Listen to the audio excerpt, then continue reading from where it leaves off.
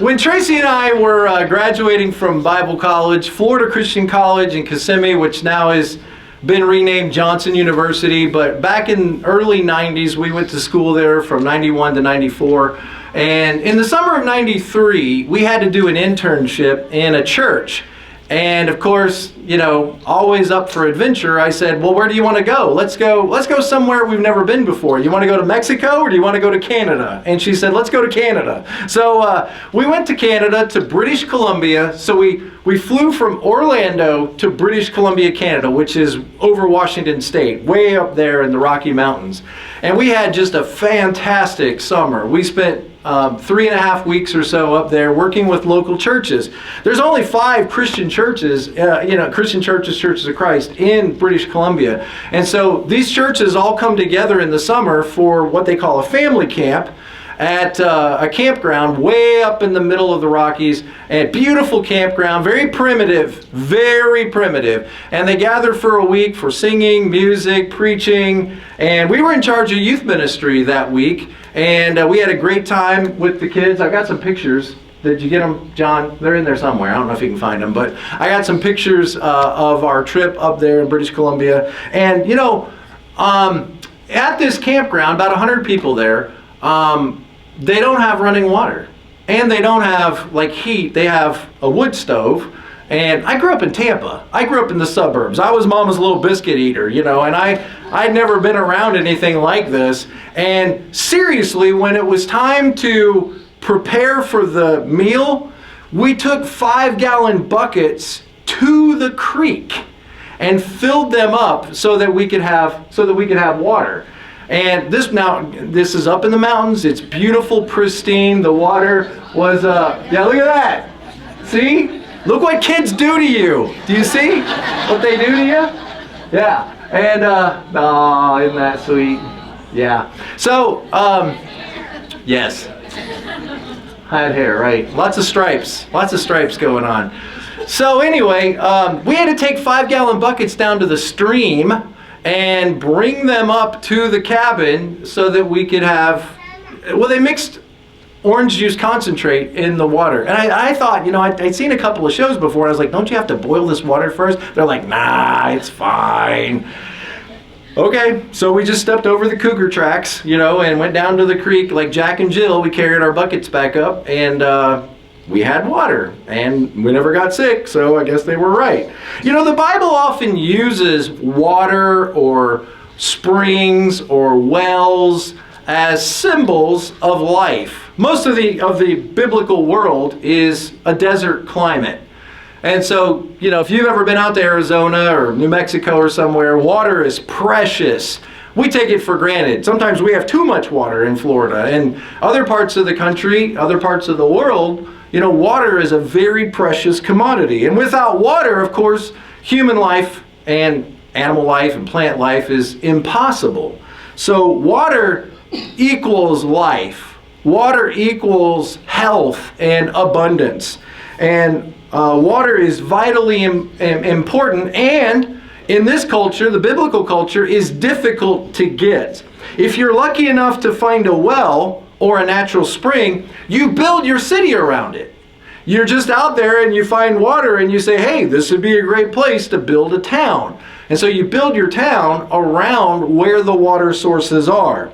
If you want to hurt your enemy, and you want to really demoralize them or make life impossible for them, you pollute the well, or you bury it. You throw all the rocks in there so they can't get to it anymore. In Genesis chapter, well, we'll get there in a second. Let's stay with Isaiah. I'm getting ahead of myself. In Isaiah chapter 12, God gives a picture of our salvation being like a well, or being like this living water, which we're going to see again in the Bible. Listen to what the Bible says, Isaiah chapter 12. Surely God is my salvation.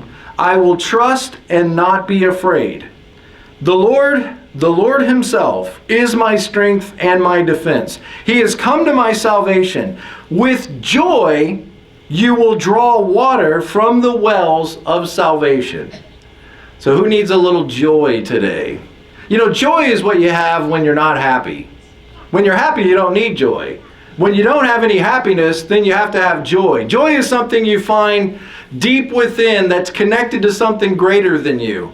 It's knowing that even though everything might fall apart, I'm okay. It's knowing that even though things didn't work out the way I wanted them to, or the way I prayed for them to, I'm going to be okay. God is in control. I'm not an orphan. I'm not abandoned. And even in spite of how difficult life might be, I still have this sense that it's all going to be okay.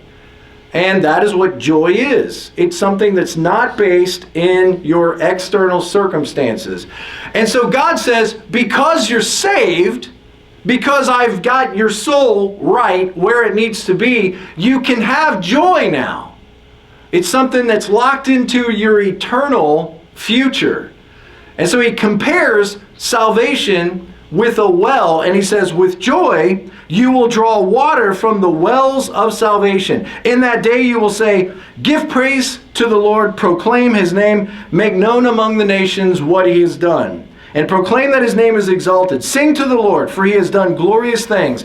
Let this be known to all the world. And so you see this like flip. First he says, remember what God has done for you, and have joy because he has saved you, and then flip that and now make that known to the world. Proclaim what he has done for you. It's not good to just be a person who knows the Lord and then is quiet about it. Like, you have opportunity every week to sing. You have opportunity in your home to turn on music and sing. You have opportunity to share, to invite, to encourage others. And so he says, make it known among the nations. So there's a responsibility we have, not just of knowing the Lord, but also making the Lord known. So we know him so that we can make him known to the world around us. Now, Genesis chapter 26. Isaac has servants, and Isaac's servants go out and find a water source, and they dig a well.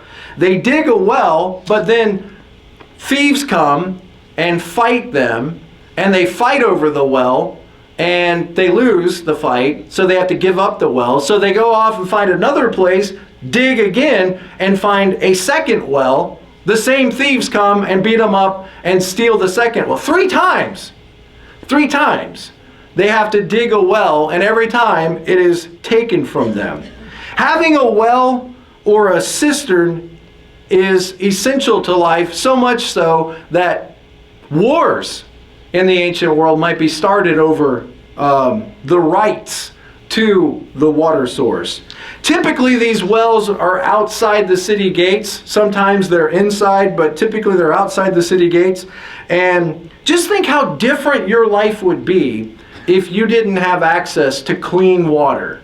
If you didn't have access to fresh water. I mean, just imagine if you had to take buckets down to the river to get water. I mean, we're just a few generations removed. Our great-great-grandparents, this is what they had to do. They had to dig wells, and they had to figure out, how they were going to get water to their house. Imagine if you had to walk 3 miles. Like mom and grandparents used to tell you, you had to walk 6 miles to school uphill both ways in the snow. I'm like, that's nothing. I had to walk 10 steps in shag carpet to turn the television channel. That's nothing. But imagine if you had to carry buckets filled with water every day to fill up your bathtub or to fill up your sink.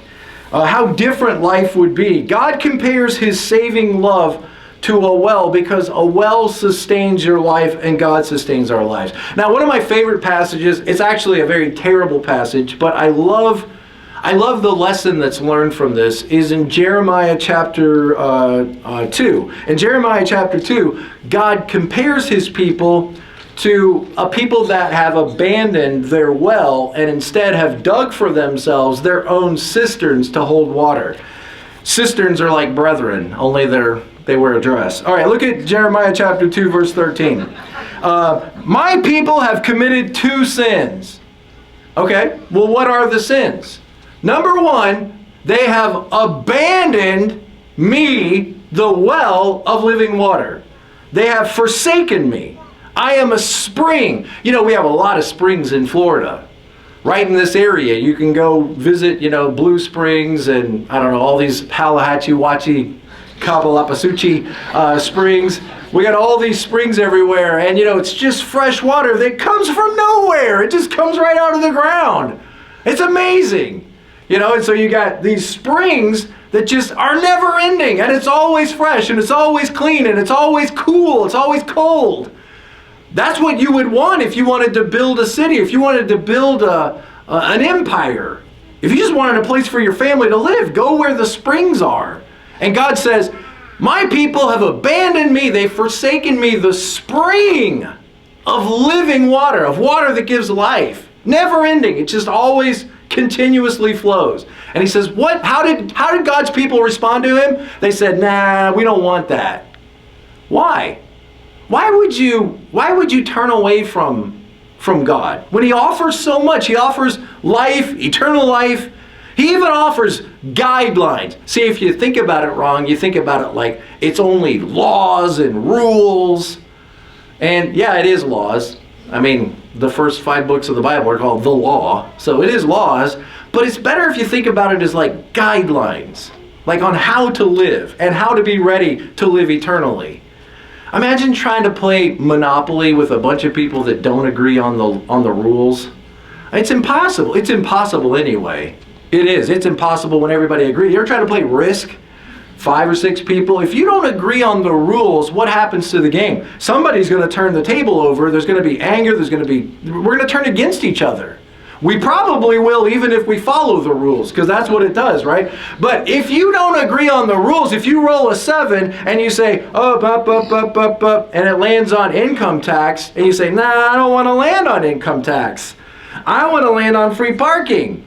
Well, it doesn't work that way. You can't just land wherever you want to land. When you roll the dice, you have to move your hat or your thimble as many times as the dice says. You can't just make up whatever you want. If there's no guidelines, there's no game. It ends in chaos and anarchy, which is what the devil wants for you. Destruction.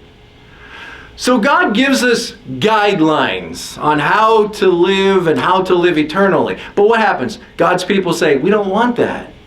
We don't want you to tell us how we're supposed to live. We can decide for ourselves. Every man did what was right in his own eyes.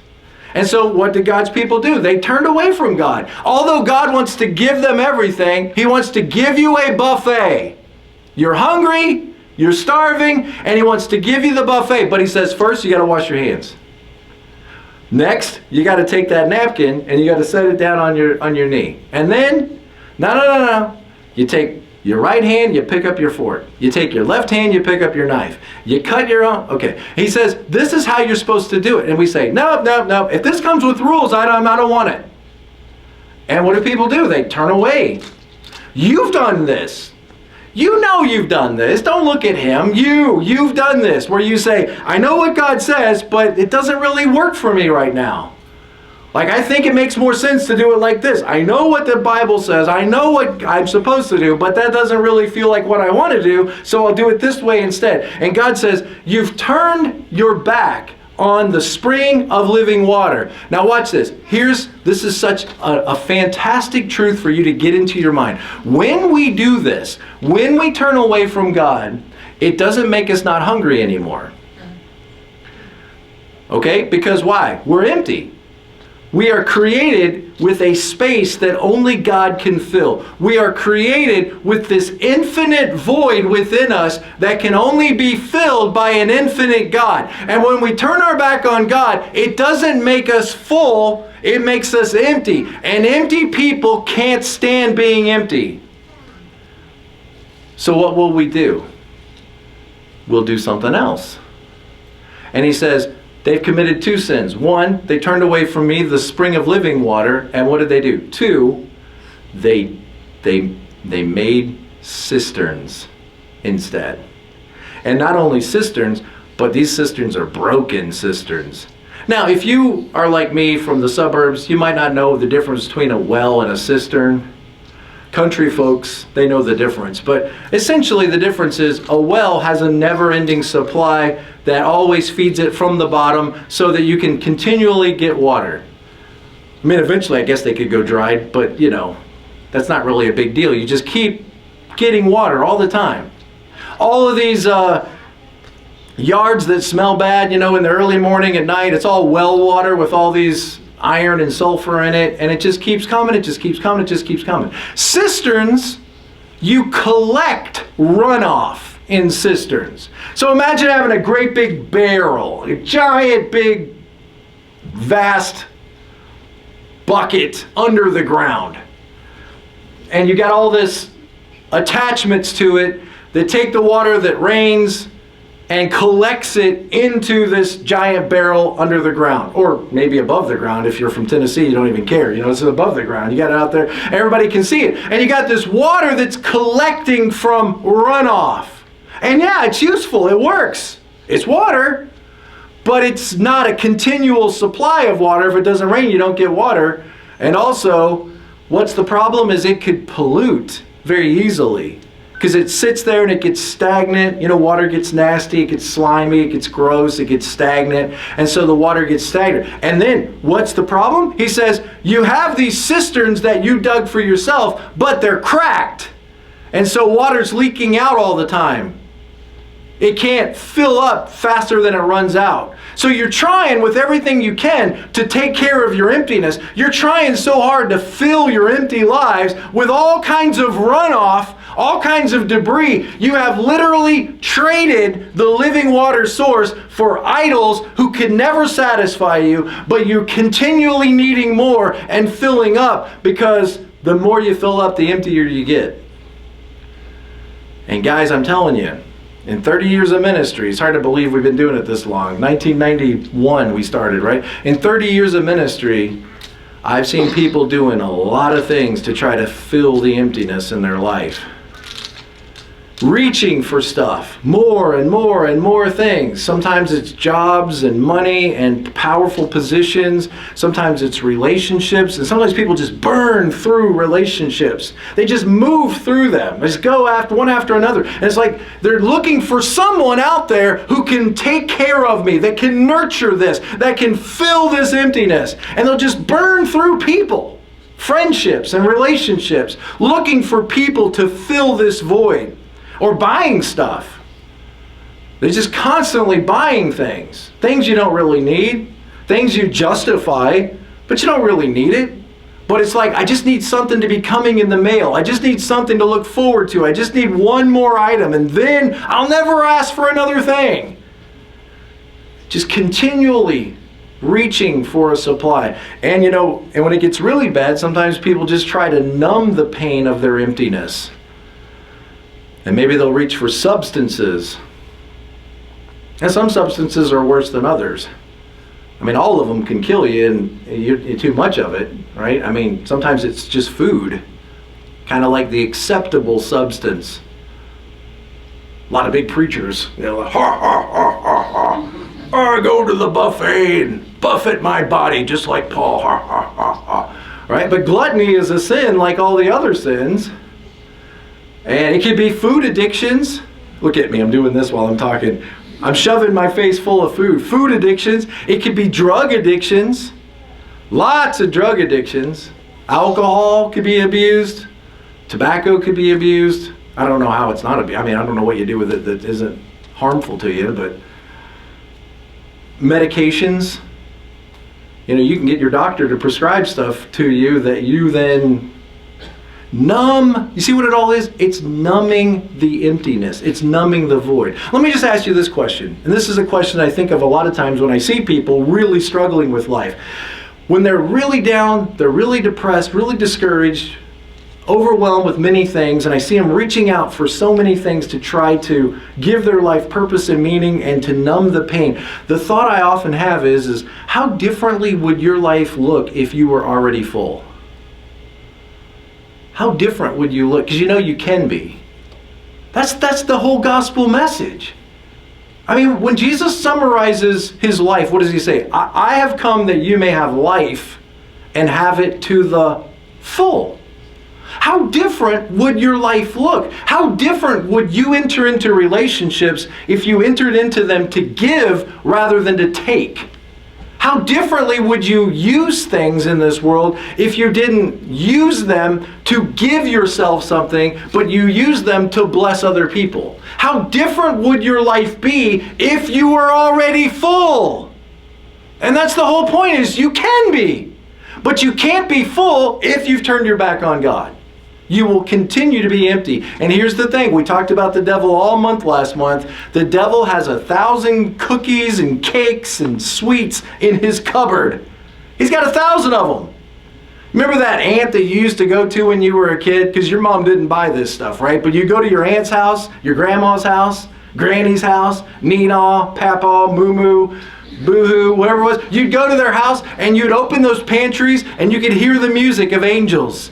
And there was Little Debbie, and there was Dr. Pepper, and there was all your friends. All your friends are here. There's a whole row of Twix bars and Kit Kats, and there's microwave popcorn, and there's ice cream, 3 different flavors of ice cream. There's all of these sweet, and then there's the cereal, the Count Chocula, and all of that stuff is just there waiting for you. And Granny says, oh, go on in there and help yourself. Get whatever you want. Make yourself at home. Yes, Lord. Thank you. By the way, you know why grandparents and grandkids get along so well? Because they share a common enemy. Right. Okay. All right. So, you go out into this world and the devil has 1,000 treats. And he knows what you like. He knows what your weakness is. And that's where he's going to hit you. And he promises, watch this, this is so huge, this will change your life, okay? He promises to satisfy you. Why? Because you're not satisfied. Why are you not satisfied? Because we're not satisfied in God. Why? He promises to satisfy you, but here's the trick. He can never satisfy you. All he does is gratify you. God satisfies you and never promises to gratify you. You know the difference between gratify and satisfy is the difference between roast and potatoes and carrots and broccoli and donuts and Twinkies and Oreos and Pop-Tarts, right? One satisfies. It meets the need. But the other gratifies. It does something to you. It sparkles on the inside. You reach out and you go, This was made in a laboratory by scientists. And it's designed by scientists to tickle your fancy. And that's exactly what it does. It gratifies you. You're just overwhelmed in this blend of 3 main ingredients: sugar, salt, and fat. And it just wakes up your senses and it confuses you. And I'll tell you something else it does. Every time, I'll tell you what it does. It ruins you for what satisfies you. It will ruin you it'll ruin your appetite. And a steady diet of this, it feels great going down. But then what happens? Too much of it, you're not doing well. And when the real food presents itself, no. And I'm telling you, there are guys, maybe ladies too, there are guys that are addicted online to the fake artificial stuff that gratifies, so much so that the real thing right next to them, they're not interested anymore. They've lost their appetite for what God wants to give you. This is great preaching. It is. It's stuff. It's not just a sermon that I write. It's a sermon that by ministering to people over the years, I've seen it so many times. It's a trap. I don't want what God offers, which could satisfy and sustain me. That doesn't make you then not need anything. I want you to see you're still hungry. Imagine today after church, if somebody in your car says, hey, my treat, let's all go to Texas Roadhouse. It's right next door. Let's go to Texas Roadhouse. And everybody eats and you're just full. You have steak, potatoes, I don't know, something healthy, broccoli, and you have rolls, and you just eat until you're stuffed. Okay? That's not hard to imagine for some of you, but imagine that you have just this wonderful lunch, and then you all get back in your car a little tighter, a little less comfortable. You get back in your car and you think to yourself, man, I'm not going to eat the rest of the day. I'm so full. I'm so stuffed. And as you're pulling out of the parking lot, you come around the corner there and you see it, a dumpster. And guess what? Crawling in the dumpster is an old homeless guy. Homeless guy's got the lid up and he's digging around, and you see him pull something out of the dumpster and take a bite of it. And your kids are with you and they see that. And everybody goes, oh, that's gross. Look at him. He's eating out of a dumpster. Ooh. Okay. Now, why would somebody do that? Why would they eat out of a dumpster when they have a beautiful restaurant that they could go to? Because they can't get into the restaurant. They don't have the money to get in the restaurant. Or maybe they'd be kicked out of the restaurant. Or whatever reason, they don't have the resources to make it into the restaurant. So what do? Hunger is so painful. Hunger is so painful that you will be reduced to eating out of a dumpster if that's your only option. And guys, many people in this world, and maybe some of you, know what it's like to dig around in the dumpsters of the world. God has a restaurant. He says, come to my banquet table. He says, the kingdom of heaven is like a feast. And he wants to invite you, has invited you to come into this feast. Go out into the highways and the byways and compel them to come in. Go get the poor, the lame, the crippled. Get anybody who will come. I have prepared a feast before you in the presence of your enemies. No thanks. Look, if I go in the restaurant, they want me to wear a shirt. No shoes, no shirt, no problems. If I go in there, they want me to sit in a table. I don't want to have to sit at a table. I don't want to have to wear a shirt. I don't want to have to put on shoes. I want to be able to yell whenever I want to, and they won't let me do that in the restaurant. So I'll just stay out here and live in the dumpsters.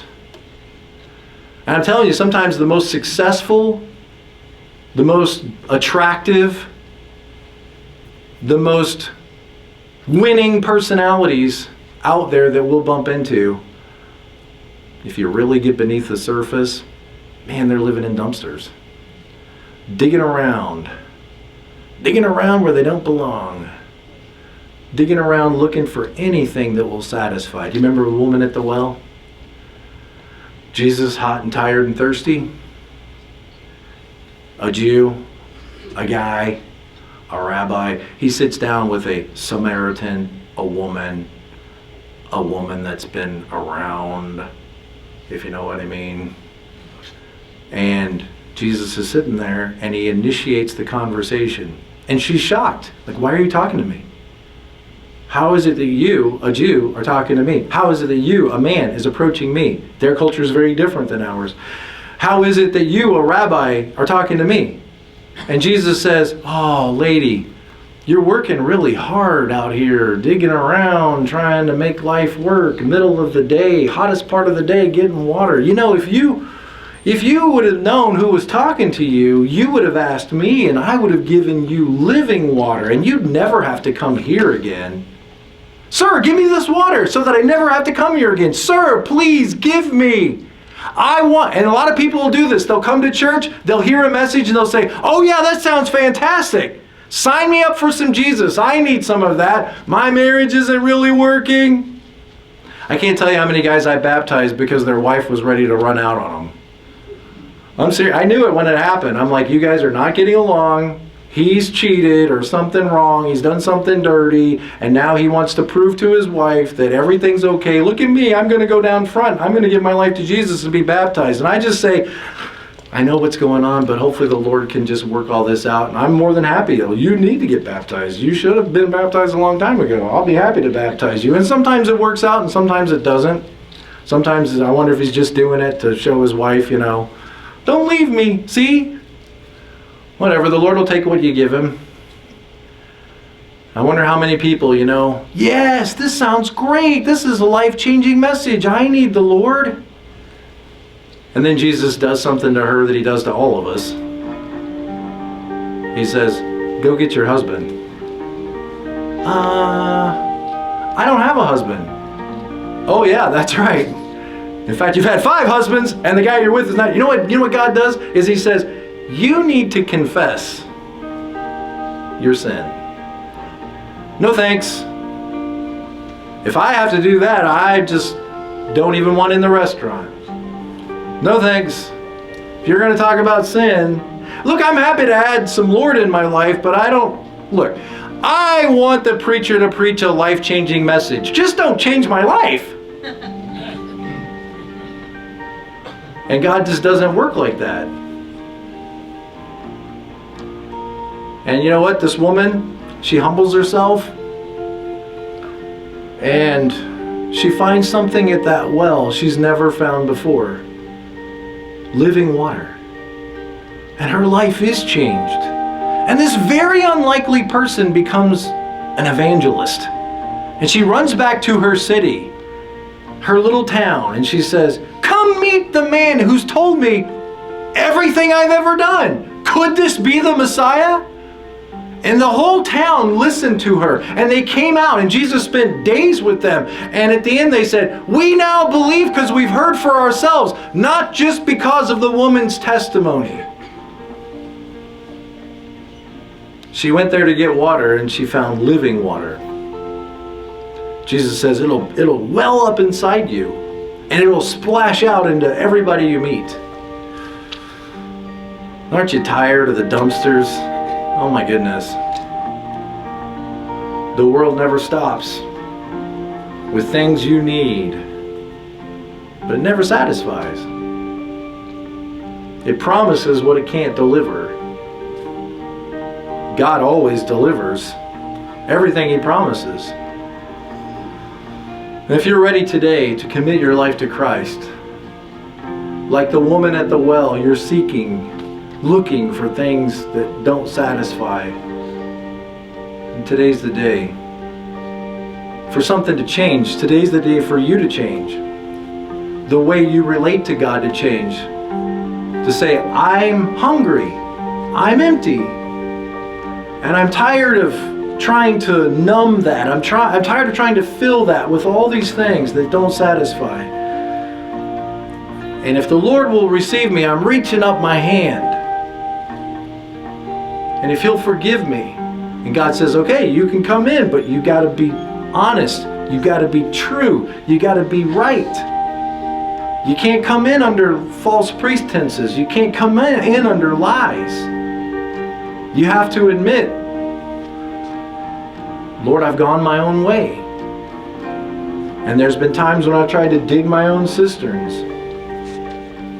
And Lord, I'm broken. Please come and fill my heart and fill my life. Wash me, cleanse me, purify me.